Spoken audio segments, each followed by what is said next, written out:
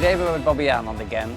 Recently we've been shooting a brand new image campaign for the park with around 25 models and a crew of 10 people.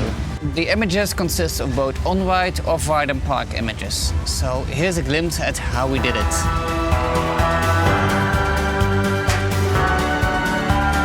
For the on-ride images, you need to have a solid plan, and for this was to hire a key grip who could rig the camera on the cards of the rides like the Dreamcatcher, the Speedy Bob, Okie Dokie and the Sledgehammer.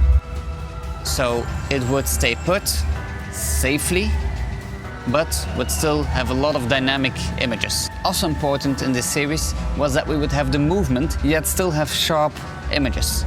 So with a slower shutter speed and the introduction of a flash, it complicated things, but it made the images much more cool and popping. So for each image we shot, we had 1 or 2 Profoto B2 heads strapped on the rigs together with either a Hasselblad X1D, the Nikon D5 or a Nikon DF for the water attractions. Because we were shooting still images, it meant I had to be with my camera at all times. For the on-ride images, I had a cable remote where I could trigger the camera while still riding the attraction and knowing the exact time when I had to take a picture. For example, the Sledgehammer, we shot the moments we were upside down. For the Speedy Bob, when we were in the corners. When we were on the log flumes, we shot the drop, after the drop, any interesting points.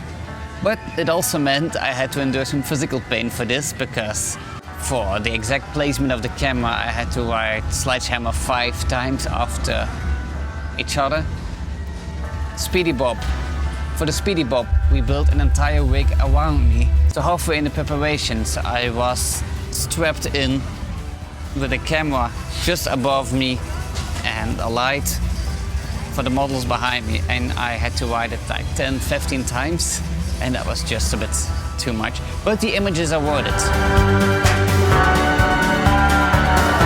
Sometimes it's the simplest attractions that are the hardest to actually do. So for example, the Okie Dokie is a family coaster, but it's a lot harder to shoot than it actually looks, because first of all, it's wilder.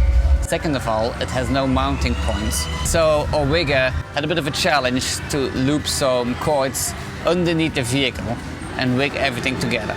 Though the most challenging probably was a Sledgehammer, because you can see we had around 15 centimeters of clearance between the entire rig and the side of the walls. It was very nerve-wracking to see my camera move at 120 kilometers an hour, just swoosh by the support walls and then hang upside down, all in one motion.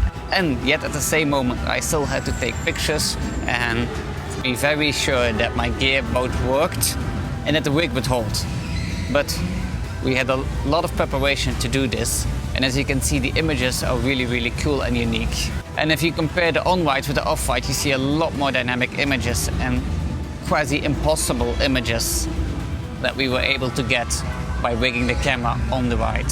The one that I feel would be the most difficult was a quite easy one. It was a Dreamcatcher VR. But we were able to rig the camera on the side of the first vehicle with me sitting next to it, and there's enough clearance so the camera and the lights can go all the way around without any problems. For a more tamer attraction like the Ferris wheel, we were able to do it all with a very modern solution. I had my Hasselblad X1D mounted upside down to an external rig with a few lights, and I was in the next cart with my iPhone, and I had a remote connection to my camera so I could see the frame and shoot at the exact moment I needed to have a picture. On the second day we did all the water attractions in one row. We started with the Indiana River, which is an indoor dark ride log flume, and it also is the wettest ride in the entire park. So riding in front row 10-15 times over meant that I was completely soaked. Good thing I had a very good jacket on me, and the camera and the lights were wrapped. Then we moved to the outdoor log flumes, the Bobbejaanland, and we shot a series of images there. And then we moved to El Rio. within a week of shooting the first images, the park already has been using the images. Getting the Revolution attraction right was one of the most difficult ones because, first of all, the camera was way outside of my reach, so for every adjustment we had to do a complete right. Plus, because of the complete darkness, it meant that I had to let the light in for around 25 to 30 seconds, meaning I could just snap around 4 images per time. It took quite a bit of time to dial in the settings of this dark coaster and still have the feeling of movement. And the cool part of the Revolution is that it's both a bit of 80s aesthetic and the cool, bright, flashy light. Combine that with our own strobes we mounted on the train meant we had some really psychedelic, cool images, and I can't wait to see these used in the park as well. Apart from the wildness of attractions, we also shot park images, including food and catering, and the new playground in Cowboy Town and the Wonder Garden playground near the Lake House restaurant.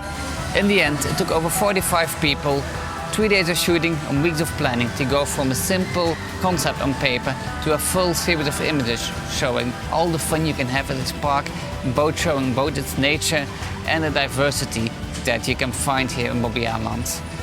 This has been quite a challenge, but also very fun to do. Thanks for watching and goodbye.